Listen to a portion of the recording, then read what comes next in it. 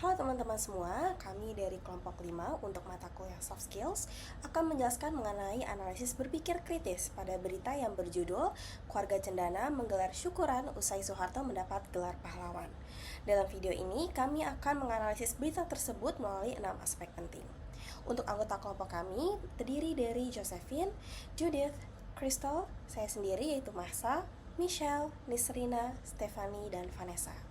Selamat menonton! Yang pertama adalah mengenai klaim faktual, di mana dari berita yang telah kami ambil di sini kami menemukan beberapa klaim faktual. Seperti yang pertama, Soeharto resmi mendapat gelar pahlawan nasional pada 10 November 2025. Hal ini merupakan sebuah klaim faktual karena ini adalah keputusan formal dari negara dan dapat dicek melalui dokumen resmi pemerintahan, pengumuman istana, serta pemberitaan media lainnya. Yang kedua, ada acara syukuran keluarga Soeharto diunggah di Instagram _Soeharto. Dan hal ini disebutkan faktual karena bisa dibuktikan dengan melihat langsung akun Instagram tersebut dan terdapat foto, video, dan juga tanggal unggahan merupakan bukti empiris. Selanjutnya ada klaim nilai. Di sini kami menemukan dua. Yang pertama, Soeharto tidak layak mendapatkan gelar pahlawan nasional karena rekam jejak pelanggaran HAM. Hal ini merupakan klaim nilai karena terdapat kata layak atau tidak layak yang merupakan pendapat dan bukan fakta. Tidak ada aturan yang benar-benar pasti untuk menentukan seseorang layak jadi pahlawan atau tidak, dan setiap orang bisa melihat kejadian yang sama tetapi memberikan penilaian berbeda sesuai sudut pandang mereka masing-masing. Yang kedua, perbedaan pendapat adalah hal yang wajar dalam negara demokrasi.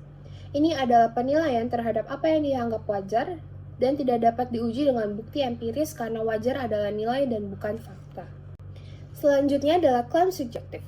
Di sini terdapat beberapa kutipan. Yang pertama, yang penting kita melihat apa yang dilakukan oleh bapak saya, itu semua untuk masyarakat Indonesia. Pernyataan ini berasal dari persepsi anak terhadap ayahnya. Dan untuk kata untuk masyarakat Indonesia, tidak bisa dibuktikan secara objektif karena itu interpretasi seseorang. Selanjutnya, masyarakat Indonesia kan macam-macam, ada yang pro dan ada yang kontra. Hal ini tidak didukung data dan hanya persepsi umum. Selanjutnya, pendapat pihak tertentu bahwa Soeharto tidak layak jadi pahlawan. Hal ini dianggap klaim subjektif walaupun menyertakan alasan sejarah, tetap merupakan penilaian pribadi atau kelompok. Tidak ada standar objektif kelayakan yang berlaku absolut. Yang terakhir adalah klaim non-subjektif, di mana yang pertama, acara syukuran dihadiri anak dan cucu Soeharto. Ini hanya laporan kehadiran tanpa adanya penilaian, dan dapat diverifikasi lewat foto atau daftar hadir. Kemudian yang kedua ada Soeharto dianugerahi gelar pahlawan nasional pada 10 November 2025. Dan hal ini tidak bergantung pada apa yang dipercaya atau dirasakan orang lain, merupakan hal fakta. Berdasarkan berita, terdapat beberapa isu utama yang dapat diidentifikasi. Pertama, penganugerahan gelar pahlawan nasional kepada Soeharto menimbulkan pro dan kontra di masyarakat. Kompas melaporkan bahwa Soeharto menjadi salah satu dari 10 tokoh yang dianugerahi gelar pahlawan nasional pada 10 November tahun 2025. Namun, keputusan ini langsung memunculkan kritik publik karena rekam jejak pelanggaran HAM selama masa pemerintahan Soeharto. Yang kedua, pihak keluarga Cendana merespon secara positif melalui acara syukuran tersebut. Keluarga Soeharto menggelar syukuran yang diunggah di akun Instagram _Soeharto anaknya. Keluarga juga melihat gelar tersebut sebagai bentuk penghargaan atas jasa Soeharto sejak masa perjuangan. Yang ketiga, adanya perbedaan persepsi antara keluarga dengan publik. Keluarga menilai kritik itu hal yang wajar dalam demokrasi, sementara sebagian masyarakat mempertanyakan kelayakan gelar tersebut. Keempat, terdapat ketimpangan narasi antara penghargaan negara dan memori kolektif sebagai masyarakat, di mana negara menekankan jasa Soeharto pada masa awal kemerdekaan, namun publik menyoroti pelanggaran HAM dalam 32 tahun kekuasaannya. Kelima, keterlibatan pejabat tinggi negara dalam syukuran memunculkan simbol politik baru. Kompas mencatat kehadiran pejabat seperti Menhan Safri Samsudin, Kapolri, dan beberapa menteri, dan ini menimbulkan interpretasi bahwa acara bersifat bukan hanya kekeluargaan, tetapi juga politis. Untuk analisis kritis, kita akan melihat lebih lanjut mengenai konflik dan juga perbedaan narasi antara keluarga Soeharto dan juga narasi dari publik atau masyarakat, di mana ada konflik nilai antara narasi resmi negara dan juga memori publik. Berita Kompas menunjukkan bahwa narator resmi negara menekankan jasa Soeharto di masa perjuangan, seperti memimpin pelucutan senjata Jepang pada 1945. Namun publik mengajukan kritik terkait pelanggaran HAM, rezim otoriter, korupsi, dan KKN semasa pemerintahan Soeharto. Analisis melihat bahwa narasi kepahlawanan dibangun berdasarkan aspek historis tertentu, sementara aspek lain diabaikan. Dalam teori etika publik, hal ini menunjukkan adanya selektivitas memori institusional. Kemudian, sikap keluarga cendana mencerminkan bias afektif, di mana keluarga merayakan gelar tersebut dengan syukuran dan juga menampilkan foto berkumpul lengkap. Dalam media sosial Instagram, Titik juga menulis Al-Fatihah sebagai bentuk penghormatan spiritual dan emosional. Ketika ditanya soal kritik publik, Tutut mengatakan bahwa pro kontra adalah hal yang wajar dan yang penting adalah niat baik Soeharto untuk bangsa. Analisisnya menunjukkan adanya bias kedekatan emosional yang membuat keluarga lebih fokus pada sisi positif Soeharto, dan ini merupakan bias wajar tapi tidak dapat menjadi dasar penilaian objektif atas tokoh nasional yang diberi gelar pahlawan. Kemudian, kehadiran pejabat tinggi negara memperkuat aspek secara politis, di mana Kompas menyebutkan hadirnya beberapa tokoh publik dan pejabat penting. Ini membuat syukuran tidak bisa dibaca sekedar acara keluarga saja. Dalam analisis wacana publik, kehadiran pejabat secara simbolik menguatkan legitimasi politik Soeharto di era kepemimpinan Prabowo.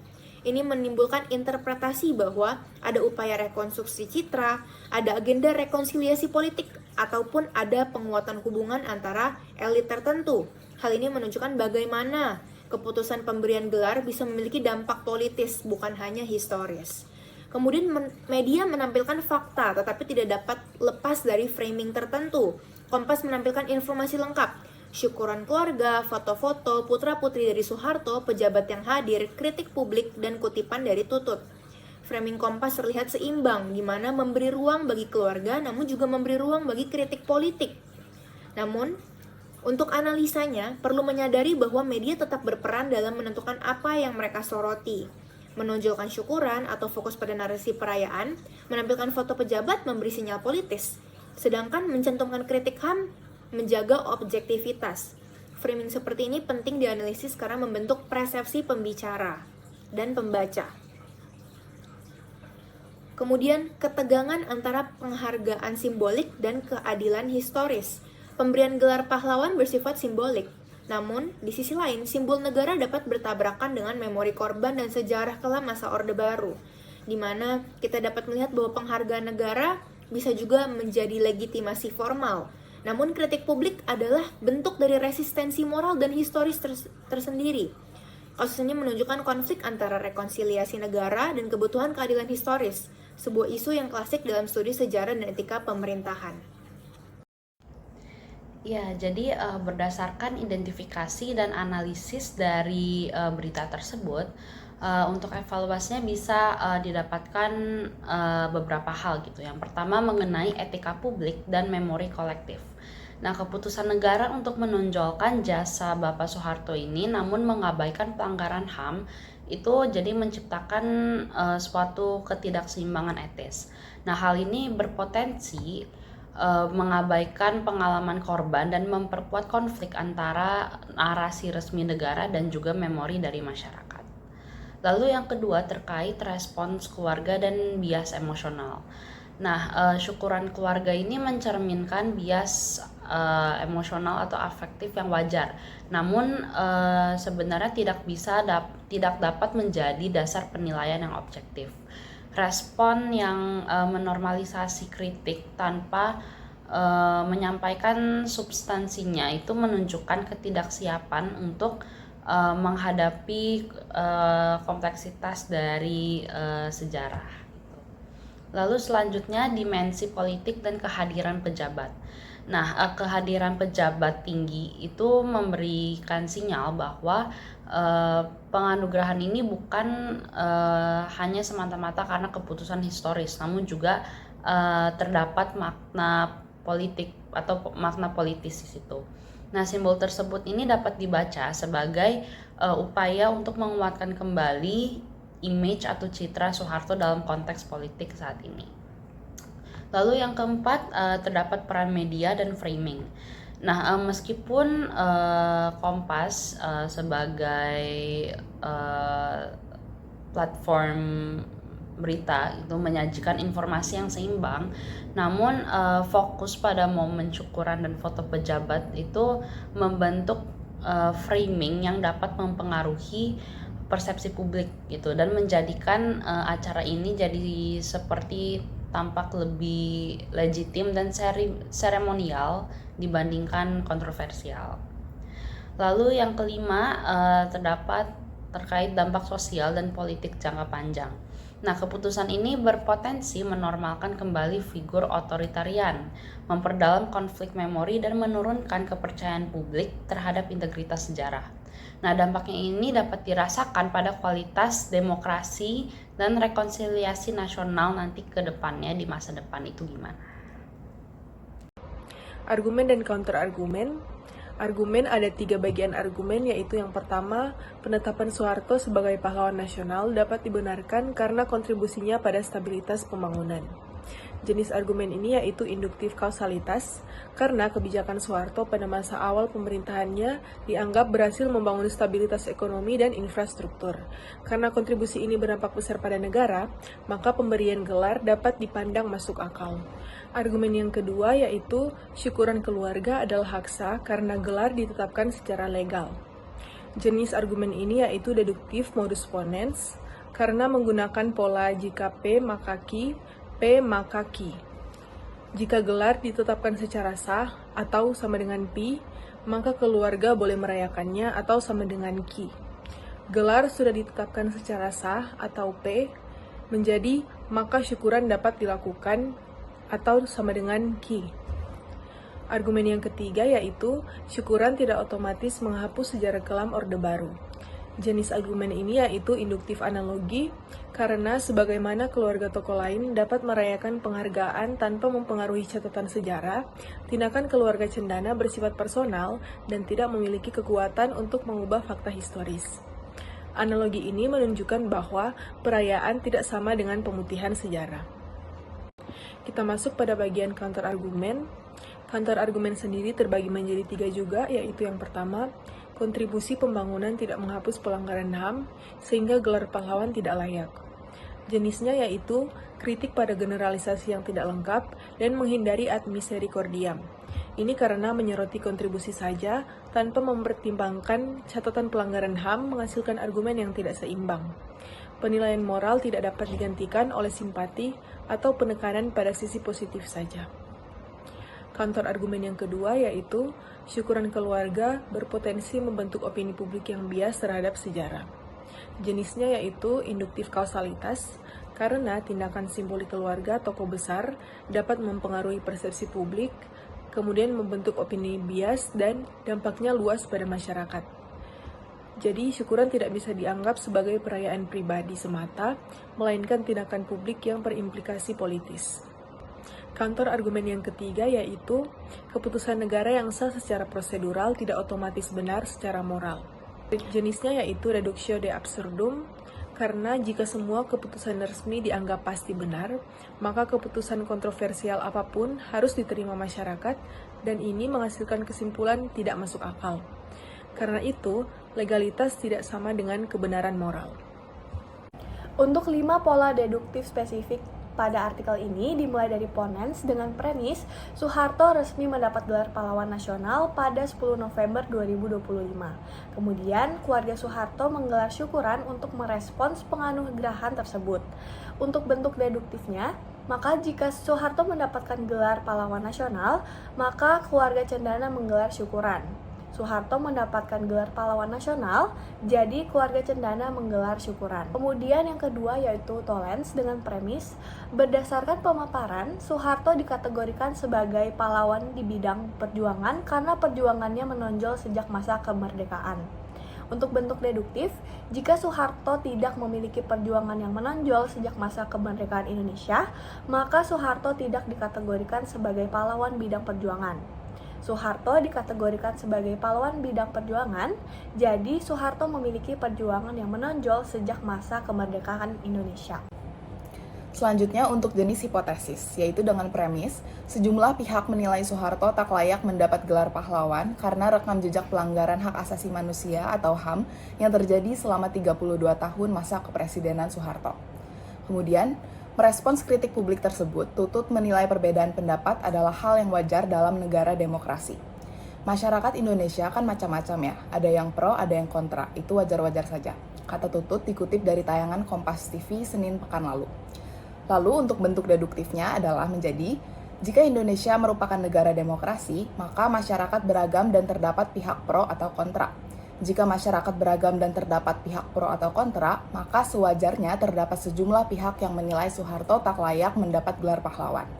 Jika Indonesia merupakan negara demokrasi, maka sewajarnya terdapat sejumlah pihak yang menilai Soeharto tak layak mendapat gelar pahlawan. Baik, untuk selanjutnya ada bentuk disjuktif, di mana premisnya adalah syukuran diadakan karena Soeharto mendapat gelar pahlawan nasional atau adanya acara pertemuan keluarga. Dalam artikel telah menyatakan bahwa syukuran diadakan untuk merespons penganugerahan gelar. Untuk bentuk deduktif, syukuran keluarga cendana diadakan karena Soeharto mendapatkan gelar pahlawan nasional atau karena sedang mengadakan acara pertemuan keluarga. Syukuran tersebut bukan acara pertemuan keluarga, maka syukuran diadakan karena Soeharto mendapat gelar pahlawan nasional. Dan untuk jenis yang terakhir adalah dilema, dengan premis, berdasarkan pemaparan, Soeharto dikategorikan sebagai pahlawan bidang perjuangan karena perjuangannya menonjol sejak masa kemerdekaan. Lalu, sejumlah pihak menilai Soeharto tak layak mendapat gelar pahlawan karena rekam jejak pelanggaran hak asasi manusia atau HAM yang terjadi selama 32 tahun masa kepresidenan Soeharto. Lalu, bentuk deduktifnya itu menjadi, entah Soeharto memiliki perjuangan yang menonjol sejak masa kemerdekaan atau Soeharto melanggar hak asasi manusia atau HAM yang terjadi selama 32 tahun masa kepresidenannya.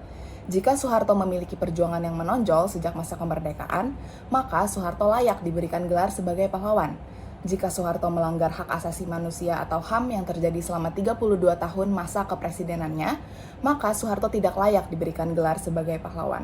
Maka Soeharto layak diberikan gelar pahlawan atau tidak layak diberikan gelar pahlawan. Nah, untuk selanjutnya saya akan menjelaskan mengenai analisis argumen induktif pada contoh pertama, yaitu analogi. Terdapat pada berita bahwasannya merespon penganugerahan ini anak-anak serta cucu dari pasangan Soeharto dan Ibu Tien menggelar acara syukuran yang dimana mereka sedang memotong kue tumpeng dan turut mengunggah foto tersebut di media sosial. Analisis dari kelompok kami yang dimana tindakan keluarga Soeharto menunjukkan pola yang sama seperti keluarga pada umumnya saat merayakan keberhasilan anggota keluarga yang menerima penghargaan. Hal ini menandakan bahwa rasa syukur dan kebanggaan atas pengakuan negara terhadap ayah mereka yang mendapat gelar pahlawan nasional dapat diartikan atau dipandang sebagai sebuah prestasi yang membanggakan. Selanjutnya, contoh dari argumen induktif yang kedua, yaitu generalisasi induktif. Pada berita, terdapat sebanyak 19 foto diunggah di Instagram yang menampilkan Titik bersama 5 saudara kandungnya, cucu Soeharto, serta para tamu undangan yang berfoto bersama keluarga. Berdasarkan analisis dari kelompok kami, dilihat dari unggahan yang menampilkan kehadiran seluruh keluarga dan tamu undangan yang ikut memeriahkan acara dan berfoto bersama, dapat digeneralisasikan bahwa penganugerahan gelar pahlawan nasional ini tidak hanya berpengaruh loh pada tokoh yang menerima, tetapi juga dirasakan oleh seluruh keluarganya sebagai simbol kehormatan bersama. Selanjutnya saya akan menjelaskan contoh ketiga argumen induktif, yaitu kausalitas. Kausalitas sendiri adalah cara berpikir yang menjelaskan mengapa suatu peristiwa dapat terjadi, yaitu karena dipicu oleh peristiwa lain, yang dimana berarti terdapat dua komponen penting nih. Yang pertama, sebab dan juga akibat. Berdasarkan berita yang ada, sebabnya mengapa peristiwa dapat terjadi, yaitu ketika Presiden kedua Republik Indonesia, Bapak Soeharto resmi mendapat gelar pahlawan nasional oleh Presiden Republik Indonesia saat ini, yaitu Bapak Prabowo Subianto pada 10 November 2025, yang dimana akibatnya menimbulkan dua hal yang bertolak belakang. Yang pertama, dengan mendapat gelar tersebut, Ibu Titik mengunggah beberapa foto kebersamaan keluarga Bapak Soeharto dalam acara syukuran pada 2 hari yang lalu. Di sisi lain, Adanya penganugerahan gelar pahlawan nasional tersebut bagi Bapak Soeharto menuai banyak kritik keras dari publik. Berdasarkan analisis dari kelompok kami, penganugerahan gelar pahlawan nasional kepada Bapak Soeharto menimbulkan dua reaksi yang berbeda nih.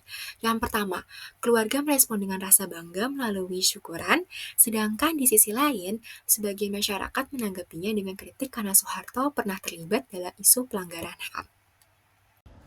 Oke, selanjutnya saya akan menjelaskan aspek yang keenam, yaitu analisis kesesatan berpikir informal. Yang contoh pertama yaitu argumentum ad populum, yaitu acuan kepada orang banyak. Berdasarkan berita yang dicantumkan, Ibu Tutut sempat mengucapkan kalimat yaitu masyarakat Indonesia kan macam-macam ya, ada yang pro, ada yang kontra, di mana hal itu wajar-wajar saja. Berdasarkan kelompok kami, Ibu Tutut ini mencoba untuk melegitimasi keputusan dengan mengacu pada normalitas perbedaan pendapat tanpa menjawab substansi kritik yang diberikan. Hal ini memanfaatkan bias bahwa karena ada yang pro berarti sah-sah saja. Padahal banyaknya pendukung atau banyaknya yang pro itu tidak membuktikan kelayakan atau mengesahkan suatu hal yang sebenarnya tidak benar. Yang kedua, ada jenis argumentum ad misericordiam, yaitu meminta belas kasih. Berdasarkan contoh dari berita yang diberikan itu, Ibu Tutut juga sempat mengucapkan kalimat seperti, yang penting kita melihat apa yang dilakukan oleh bapak saya dari sejak muda sampai beliau wafat. Itu semua kan untuk masyarakat Indonesia. Analisis dari kelompok kami itu menjelaskan bahwa Ibu Tutut membangkitkan simpati emosional dengan menekankan pengabdian ayahnya dari muda sampai wafat dan motif untuk masyarakat, di mana hal ini mengalihkan fokus dari kritik faktual yang diberikan mengenai pelanggaran HAM ke narasi emosional pengorbanan personal dari Soeharto. Oke, untuk jenis yang ketiga yaitu ignoratio elenchi, yaitu mengabaikan inti persoalan. Berdasarkan dari berita ini terdapat kritik publik gitu, dimana mengatakan bahwa Soeharto ini kurang layak karena rekam jejak pelanggaran HAM selama 32 tahun. Sedangkan respons Ibu Tutut mengatakan bahwa fokus pada semua untuk masyarakat dan perbedaan pendapat itu wajar. Analisis ini juga menunjukkan bahwa Ibu Tutut mengalihkan ke narasi pengabdian dan normalisasi perdebatan, dimana tidak membantah atau mengklarifikasi tuduhan HAM secara langsung. Oke, selanjutnya untuk jenis yang keempat atau jenis yang terakhir yaitu argumentum ad verecundiam, yaitu otoritas tidak berkualifikasi. Berdasarkan berita yang kami baca ini, pemerintah memberikan gelar pahlawan dengan alasan Jenderal Soeharto menonjol sejak masa kemerdekaan. Sebagai wakil komandan BKR Yogyakarta, ia memimpin peluncuran senjata Jepang Kota Baru 1945. Analisis dari kelompok kami mengatakan bahwa penganugerahan hanya menekankan pada jasa militer awal yaitu 1945 sebagai otoritas atau kredensial, tetapi mengabaikan 32 tahun rekam jejak pelanggaran HAM saat Soeharto menjadi presiden. Ini seperti mengutip otoritas yang tidak relevan atau tidak lengkap untuk mendukung kesimpulan bahwa seseorang ini layak jadi pahlawan secara keseluruhan. Demikian video kali ini, kelompok kami berharap analisis berpikir kritis ini dapat memberikan pemahaman dalam mengevaluasi informasi secara lebih kritis untuk teman-teman semua. Terima kasih sudah menonton.